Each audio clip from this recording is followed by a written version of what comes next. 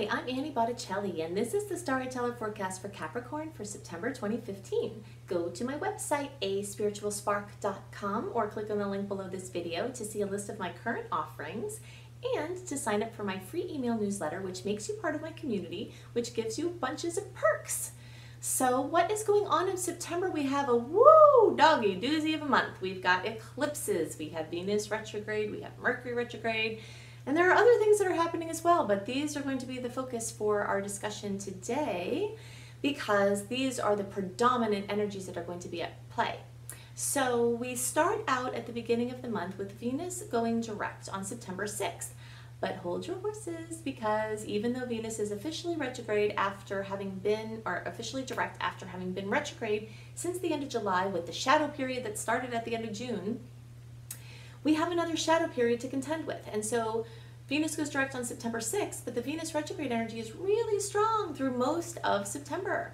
Really, it's in effect through all of September, and the shadow period will end October 9th. With every day that passes away from the day that it went direct, it lightens up a little bit, but it's still really very much cloaking the energy of the month. And at the same time, we have Mercury retrograde.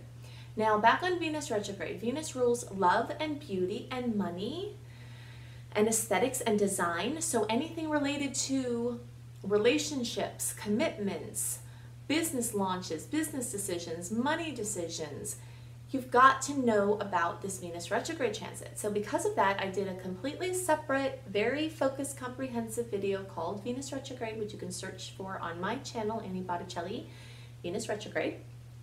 And I go into major depth with the do's and don'ts for Venus retrograde and why. So do yourself a huge favor and listen to that. Even if you've listened to it already, listen to it again, because the more you learn about this transit, the more you can make the best decisions and apply the principles to your specific circumstances. That's why we want to fully entrench ourselves with these, with the education of this, because the more you're in it, the more you can see, oh, this is how this translates into the real world sense. So check out that video. Also, I just did a brand new Mercury retrograde video, which goes into the same kind of things, the do's and the don'ts for Mercury retrograde. We have Mercury retrograde energy almost half of our lives, so you really have to master this energy if you want to have more grace and improve your quality of experience. Knowing the things to do, knowing the things to not do, and why can really facilitate this for you. So September 17th, Mercury goes in retrograde, but August 29th, its shadow period started. So all of September is very much covered in Mercury retrograde. Mercury stays retrograde until October 8th, and then its post-shadow period lasts until October 24th. So really, it's not until after October 24th that we're free from Venus retrograde and Mercury retrograde at the same time, and most of the news from the eclipses will have been delivered. Venus retrograde, Mercury retrograde, and eclipse time are all times where we say it's best to not push forward on things. It's best to not make life-altering decisions if you can help it. It's best to not make commitments, make rigid plans, have launches, because the energy is so much in flux and changing all the time, and sudden news can come at any moment and completely change your trajectory. You don't want to box yourself into anything, because as soon as you decide something is going to come from somewhere and say, oh wow, totally different. That's what eclipses do. They change trajectory. So you're headed in this direction, and then an eclipse comes and it goes, whoop, now you're going over here. You're going way over here now, because that's what the universe is indicating for you, and that is what you need to be doing. So be looking out for these kind of things, and you can respond to the things that happen. It's a time where you have to respond to certain things, but if you can respond in a way that leaves flexibility, so your responses are not making huge commitments to how you're going to work with the energy, but just responding as you have to on a need-to-know basis with whoever you're having to give this information to for your response. You know, you want to avoid making commitments because the energy is just not clear and things are going to change. So you're going to watch the Venus retrograde video, you're going to watch the Mercury retrograde video. In general, buying new things, especially electronic devices, especially things that cost a lot of money. Cars, don't buy cars in September or even into part of October. things like that. But you are going to have a lot of things go haywire with your communication and transportation devices, and even more so for most Capricorns, because the lunar eclipse energy is happening for most of you in the third house. And the third house is a house that's ruled by Gemini, which corresponds closely to all the energies that are at play with Mercury retrograde, which is car things going wrong, vehicles of any kind, bikes, planes, trains, automobiles, any kind of communication devices, laptops, tablets,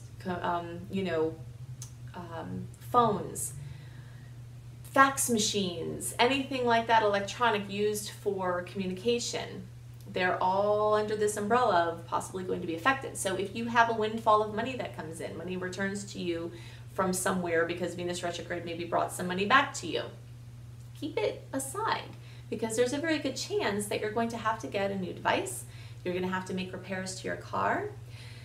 If you can help it, if your car just goes kaput and you need a new vehicle, try to go into a temporary circumstance where you're using a vehicle before you buy one and make a commitment, because of the reasons that I illustrated and that you're also going to watch the videos to see more about. But there's a lot of energy specifically for Capricorns around things going on with your vehicles. Certain people have more karma with their cars than other people do. But even people that don't regularly have car problems or car stories, they often will have things come up when there's especially a lunar eclipse in their third house. And I have 3 stories about how this happened to me. I don't usually have the car stuff that comes up as part of how energy usually moves through me. But when these eclipses in the past were hitting in my third house, I had a snowy branch fall on my window, the front window, and crush it. I had, when I opened or closed one of my windows with the automatic thing, it shattered. And then someone driving my car got into an accident with me in it and other people. So those 3 things happened within the span of the 6-week most intense part of the eclipse cycle. And that is the energy that's surrounding Capricorn. So I don't tell you this for you to be afraid. I tell you this to be aware. You have to be more aware about things with your car. You have to make sure you have the proper insurance. Something I learned from that experience was that sometimes there's a deductible for glass that is separate from the comprehensive deductible on your car. And so you might wind up having to shell out $500 for a new windshield if a branch falls on your car, like I did, because you don't have you don't have a 0 deductible. And many times if someone comes out and makes an inspection from your insurance company, you could add that for a very small amount. And then if something like this happens, then you can have your windshield replaced without having any deductible at all. So things like this are things you want to be proactive with. If you're listening to this before September, make sure your devices have insurance. If you're not paying the $5 or whatever a month that helps to insure your device in case you drop it in the toilet, in case you leave it on your car, in case your kid puts it in the garbage or whatever, you want to make sure you're adequately covered for those things and that you have a backup plan, because it's like Murphy's Law is at play here.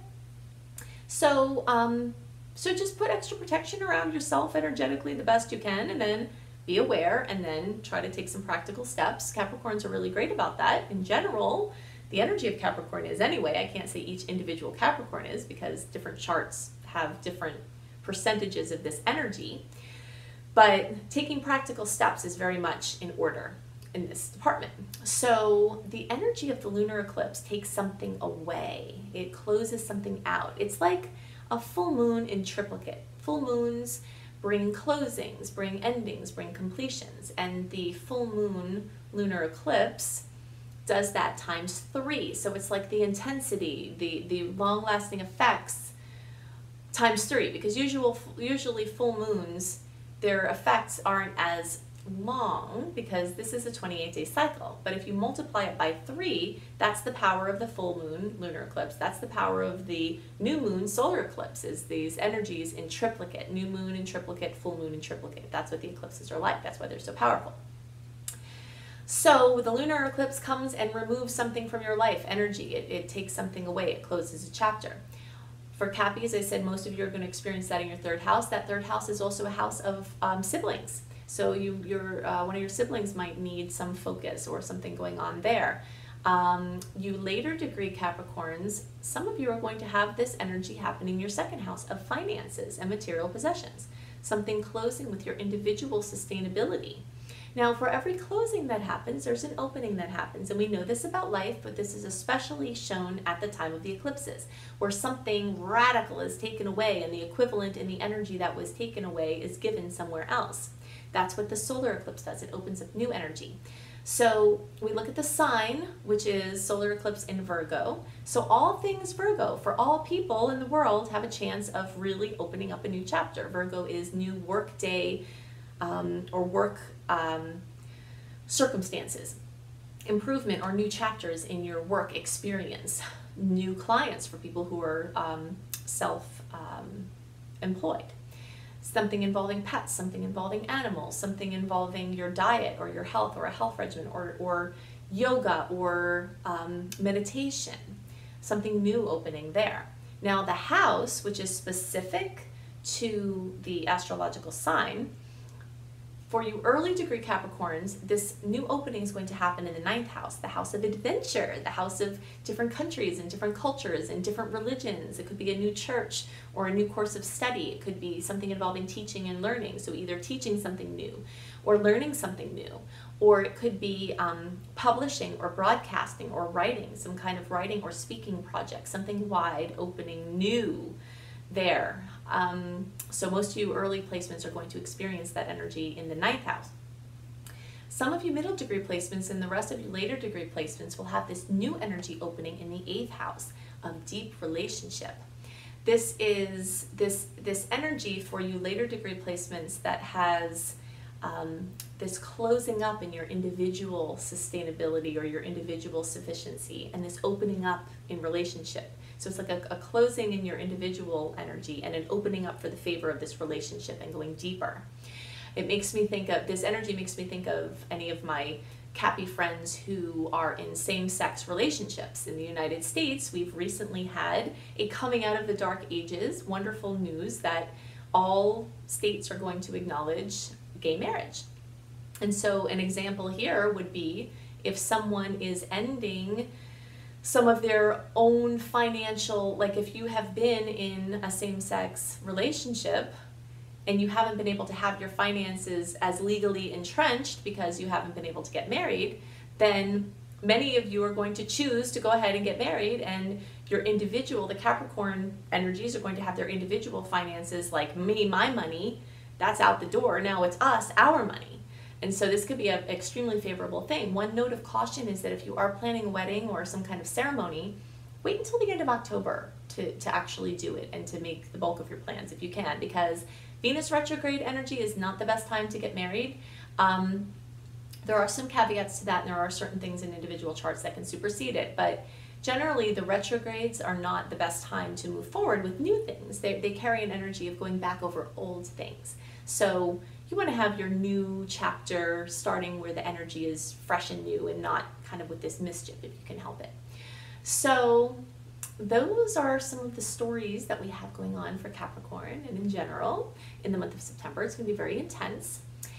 You might have started to get some of the news from the eclipses as early as the beginning of August because the orbs of energy for eclipses run that way. You can start to get news up to 6 weeks beforehand, and news can continue to trickle in, and the stories can continue for up to 6 months and even for longer for the full eclipse cycle, which runs through 2017. So we've got different umbrellas of energy at work here with the things that are happening. Lots of changes, lots of transformation. If you would like some assistance with this or applying this to your personal life, check out my website, aspiritualspark.com, where you can see more about my current offerings, including my personal coaching. And definitely check out my Unleash Your Money Magnet webinar. I'm starting to get back very great reviews from people who have used the processes outlined in my first presentation of the webinar to unblock finances and to really step into the next level of financial abundance. And definitely look at my Shine program, which is a 28-day virtual coaching program, which is intended to help you excavate the blocks to you stepping into your best expression.